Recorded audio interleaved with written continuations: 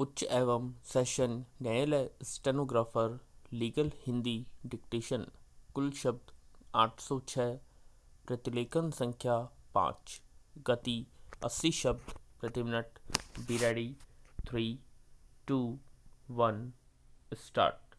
वर्तमान आवेदन भारत के संविधान के अनुच्छेद 227 के अधीन फाइल किया गया है। मामला कुटुंब न्यायालय अधिनियम 1984 के अधीन स्थापित कुटुंब न्यायालय से संबंधित है। आवेदक ने हिंदू विवाह अधिनियम 1955 के अधीन इस आधार पर विवाह विच्छेद के लिए आवेदन फाइल किया था। प्रत्यार्थी पत्नी उसके साथ क्रूरता बरतती है। उसके वरुण, जिसका पता इस रिट याचिका में दिया गया है, नामक व्यक्ति के साथ अवैध संबंध है विराम। इस आवेदन के सदन के दौरान प्रत्यार्थी पत्नी ने हिंदू विवाह अधिनियम की धारा 24 के अधीन एक आवेदन फाइल किया जिसमें उसने कार्यवाहियों के लंबन के दौरान उसे भरण पोषण और खर्चा का संदाय करने का आदेश करने के लिए अनुरोध किया। कुटुंब न्यायालय द्वारा आदेश में उल्लिखित धनराशि के समय का निर्देश करते हुए आक्षेपित आदेश पारित किया गया था। निचले न्यायालय ने यह भी निर्देश दिया कि उपर्युक्त तरुण को कार्यवाहियों में प्रत्यार्थी के रूप में पक्षकार बनाया जाए। वर्तमान मामले में इसी आदेश को गया है विराम। आवेदन खारिज करते हुए क्या हिंदू विवाह अधिनियम की धारा 14 और 21 में उच्च न्यायालय को नियम बनाने की शक्ति प्रदत्त की गई है। छत्तीसगढ़ उच्च न्यायालय ने हिंदू विवाह अधिनियम के अधीन कार्यवाहियों को विनियमित करने के लिए नियम विचरित किए हैं।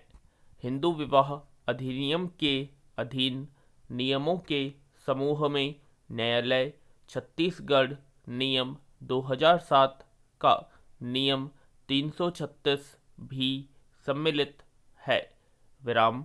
इन नियमों के उपनियम 2 का खंड अन्य बातों के साथ साथ यह उपबंध करता है कि यदि विवाह विच्छेद के लिए अर्जी जार कर्म के आधार पर फाइल की गई है तो ऐसे सभी व्यक्तियों के जिन्होंने ऐसे कार्य किए हैं नाम और पतों का अर्जी में उल्लेख किया जाना चाहिए।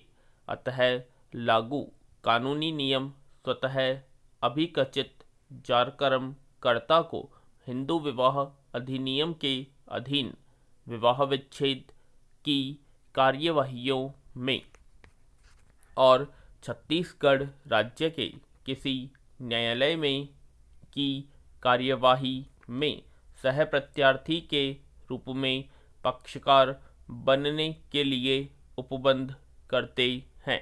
यदि विवाह विच्छेद अधिनियम 1869 के उपबंधों का परिशीलन किया जाए तो अधिनियम की धारा 11 विशेष रूप से यह उपबंध करती है कि जारकर्म कर्ता को या जारकर्म में रहने वाली स्त्री को सह प्रत्यार्थी बनाया जाएगा जब तक कि आवेदक न्यायालय को ऐसा न करने के बारे में कोई समुचित कारण न बताए और उन परिस्थितियों से अवगत न कराए जिनका इस धारा में उल्लेख किया गया है।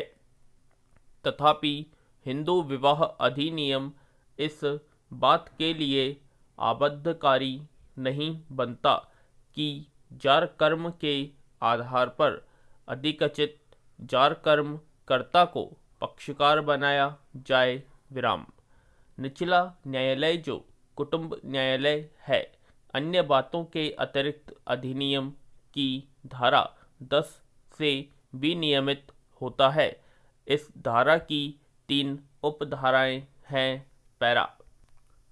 उपधारा 2 किसी कुटुंब न्यायालय के समक्ष प्रक्रिया संहिता के अध्याय 9 के अधीन कार्यवाहियों को लागू होती है।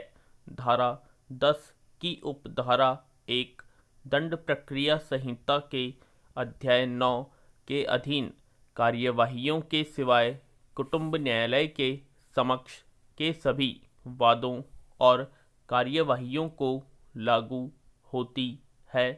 दंड प्रक्रिया संहिता और समय प्रवृत्त अन्य किसी विधि के अधीन उपबंध कुटुंब न्यायालय के समक्ष वादों और कार्यवाहियों को लागू होते हैं और दंड प्रक्रिया संहिता के उक्त उपबंध के प्रयोजनों के लिए कुटुंब न्यायालय को एक सिविल न्यायालय समझा जाएगा और ऐसे न्यायालय की समस्त शक्तियां प्राप्त होंगी।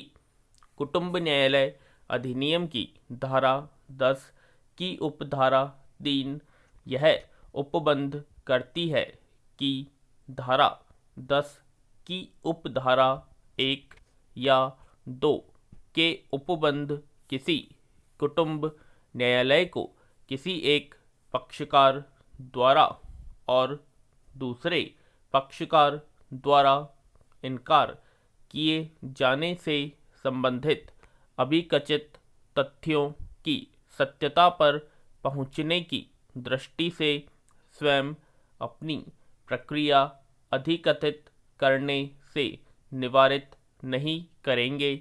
विराम।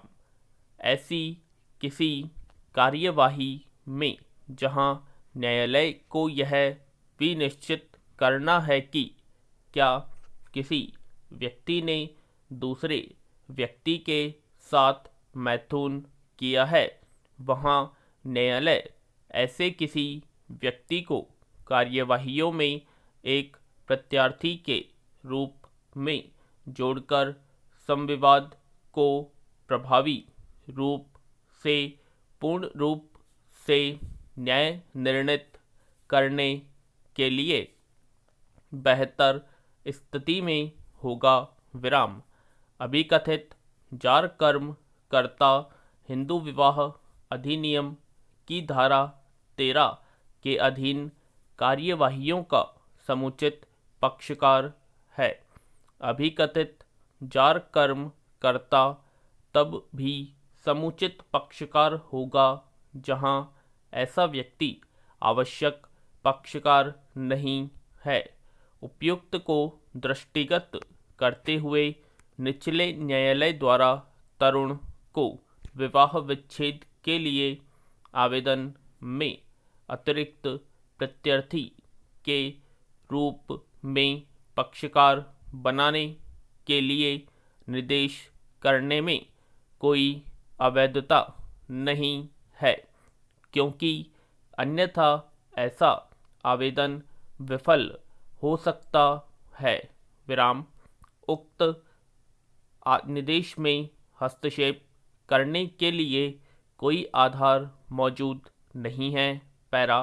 आवेदक ने हिंदू विवाह अधिनियम 1955 के अधीन इस आधार पर विवाह विच्छेद के लिए आवेदन फाइल किया था।